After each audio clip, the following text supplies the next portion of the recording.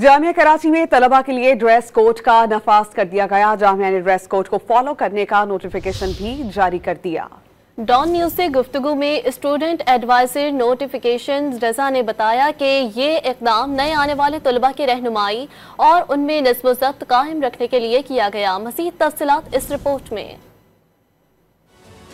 जामिया कराची में नए आने वाले तलबा अब यूनिवर्सिटी में क्या पहन के आएंगे, इंतजामिया ने तलबा को आगाह कर दिया। नोटिफिकेशन के मुताबिक तलबा शॉर्ट्स, बगैर आस्तीन के या टाइट कपड़े, ग्राफिक्स वाले कपड़े समेत आरामदेह चप्पल नहीं पहन सकेंगे। कराची यूनिवर्सिटी की स्टूडेंट एडवाइजर नौशीन रजा ने डॉन न्यूज से गुफ्तगू में कहा कि ये इकदाम आने वाले तलबा की रहनुमाई और इनमें नज़्म व ज़ब्त कायम रखने के लिए किया गया है। अभी हमारे रिसेंटली मॉर्निंग के एडमिशन्स हुए हैं, हमारे इवनिंग के एडमिशन्स हो रहे हैं, हमारे डिफरेंट और प्रोग्राम्स के एडमिशन्स हो रहे हैं और एक बड़ी तादाद है जिन्होंने अभी कराची यूनिवर्सिटी को रिसेंटली ज्वाइन किया।